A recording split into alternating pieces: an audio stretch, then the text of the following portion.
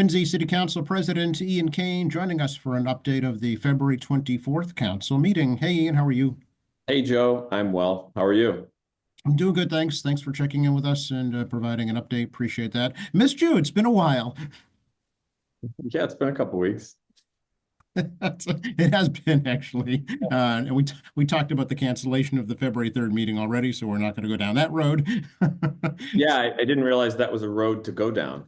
But Um, I think like every issue, like we're about to talk about, there's certainly a particular group of people that take every opportunity to turn nothing into a political opportunity to make noise. how is the council agenda actually set every week? How does that happen? So every counselor and the mayor has the opportunity to submit a resolution or an ordinance that they'd like put on the agenda. And when it came to the meeting a couple of weeks ago, there was nothing that the counselors or the mayor had to put on the agenda, which rendered the agenda agendaless. And therefore, we canceled the meeting. Gotcha. Okay. So do you meet with like the clerk beforehand to schedule that? How does that work? Yes. So, in fact, we've got a call out for every, before every meeting, we have an agenda meeting the Wednesday prior to the Monday meeting so we can distribute the final agenda publicly by Friday. And so, we put out a call for anything that anyone would like to put on the agenda. And that's usually completed by Tuesday afternoon before we go to the agenda meeting on Wednesday, which is the mayor, myself, the city clerk, the clerk of committees, the chief of staff, and the auditor. Gotcha. Okay. So if folks want something, say a resident has a concern they want discussed, they should address their ward counselor about that.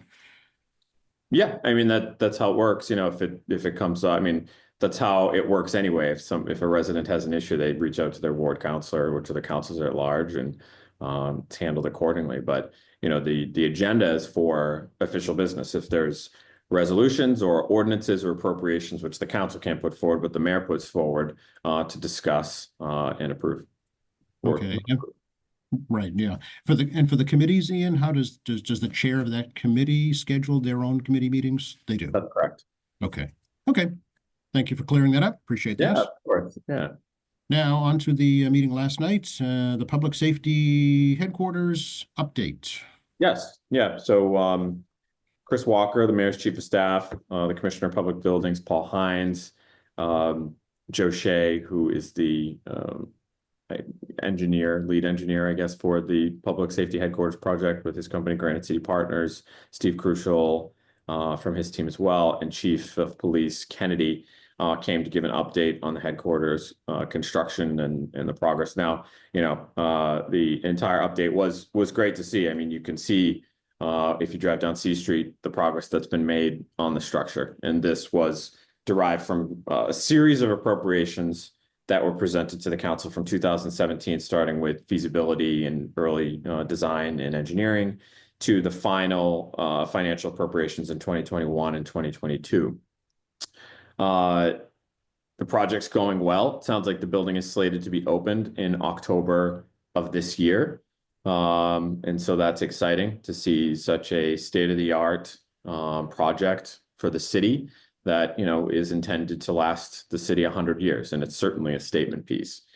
In recent weeks, as you very well know, there was some news, I guess, made in that there were components to this construction in the form of public art that were planned, not originally presented in the budgets that we approved in those years that I just mentioned, that were, a surprise to us, certainly, especially in the way that this art was portrayed in the media. So, the way I understand it, someone slyly sent an anonymous note to the Patriot Ledger. So this was done undercover. This wasn't done with the intention of having a productive conversation about public art or public spaces. This was somebody trying to make a point.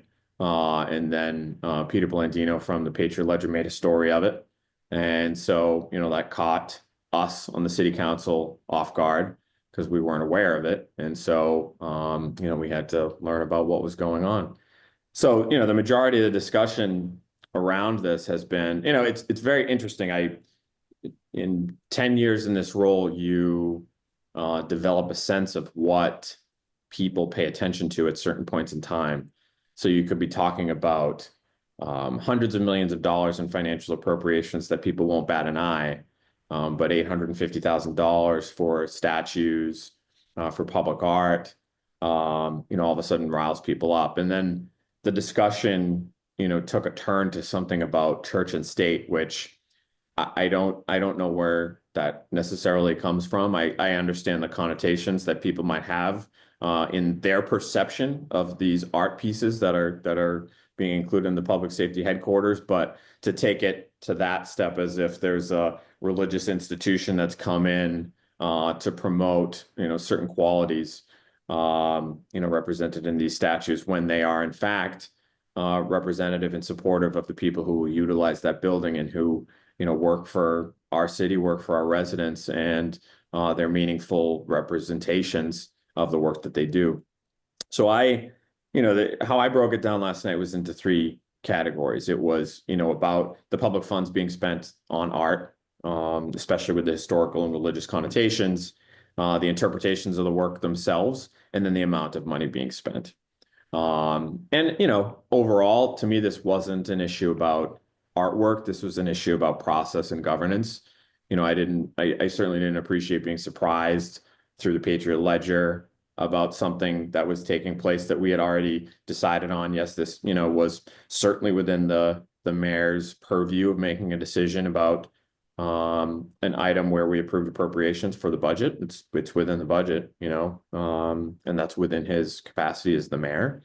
But it just made us look a little foolish, and I don't appreciate that part of it. But even when you look at the renderings themselves of where the statues, the thing, you know, it was made to sound like these statues were going to be looming, you know, these 3D things over you, and they would be terrifying, but they're ornate. They're actually pretty beautiful. They provide a timeless classic style to a structure that will be with us for a very long time. And so we outlined, you know, last night I outlined some scenarios, not scenarios, but examples of which artwork like this exists in the state. You know, this isn't unprecedented. There are artworks at the State House. There are artworks at the Boston Public Library. And another example that I brought up is there are countless religious adjacent adornments in our public cemeteries, which are taken care of with public money.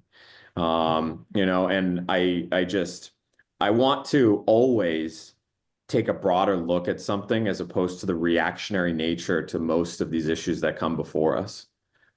Because I don't think we're doing these issues, you know, appropriate thoughtfulness if we're just isolating an issue, having an emotional reaction to it, and then having an expectation for a particular outcome, and then being disappointed and similarly emotionally responsive when that outcome doesn't meet particular expectations.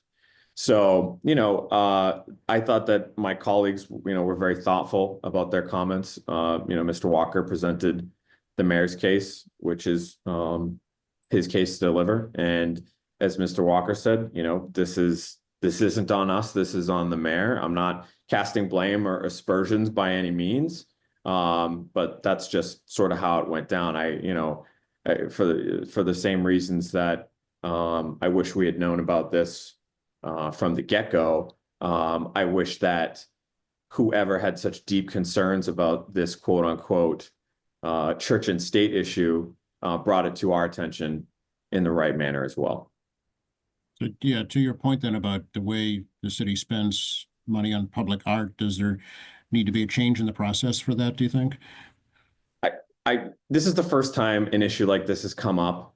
And, you know, I think art, just like public spending, it's subjective. Everyone's got an opinion. So, you know, I mean, the fact that people have had such visceral reactions to this art, I think that's what art does. You know, not everyone's going to agree with you in the way that you perceive it. And it's very telling when, I think, when you have such negative reaction to something, as opposed to looking to the deeper meaning of why it was proposed to begin with. I'm sure you're aware, the ACLU has sent the mayor a letter asking that the statues be canceled, and I'll just quote really quickly here from their letter. It conveys the message that Quincy is a Catholic community and that non-Catholics do not belong or are less valued. How do you feel about that? I don't feel about that. You know, I don't know who those people are. They don't know our community. It's not like they're involved in it. I also outlined where there's been plenty of spending from the city on behalf of religiously adjacent institutions and faith-based institutions and organizations. You know, during COVID, there were, I think, $2.5 million spent on faith-based organizations, supporting those organizations in our community. CPC money, there's been about $3.5 million spent on mostly Protestant. In fact, I think there was only a small allocation for a Catholic church, but mostly Protestant churches. So I don't take any consideration into that letter. I don't know who those people are. I don't know, you know, what gives them standing to write anything to us, really. So they're not members of our community. But again, it's looking at the broader picture, taking everything into consideration, and not looking at this as an isolated issue, you know, to make political noise. But again, as I said, it's process, it's governance, but it's also politics. So going forward now, Ian, will there be more debate about this, or more discussion, or more meetings about this? No. So it's the funding has been approved. This is not an additional expenditure as part of the overall approval that was already voted on. As Mr. Walker said last night, this is a done deal. The money was approved before. So if people have additional issues, please direct your comments to the mayor's office. Okay, all right. Also, the Squantum School was on the agenda last night. Yep, which it has been. That was a clarification or a Scrivener's error in prior appropriation language. So these are two appropriations that were approved last year that we just had to procedurally reapprove. So it was $1 million and $1.8 million that we had already approved last year that we just reapproved last night. We also had a gift for $500 to DARE, and that was our meeting, Joe. Very good. And your next meeting? In March, hold on, I'll tell you. March 3rd at 6:30 p.m. Be there. All right. Anything Ward 3, Ian, we should let folks know about? What do we got going on in Ward 3? We're excited, I think, for the warmer weather for this Furnace Brook Golf Course to open. You know, I think that's another thing in the background, you know, that's been very consuming, and a great project again for the neighborhood, which I know the residents that I speak with and communicate with are looking forward to its completion. And that's the biggest thing. Otherwise, business as usual. I know that the police chief had sent out a memo. They're increasing patrols in the Forbes Hill area. Have there been issues up there? Yeah, young kids, you know, kids in the woods. Tale as old as time, Joe. Nothing, and always will be long after us. nothing, yeah, nothing new. Okay, very good. Appreciate your time, Ian. All right, thanks for having me. Talk soon. All right.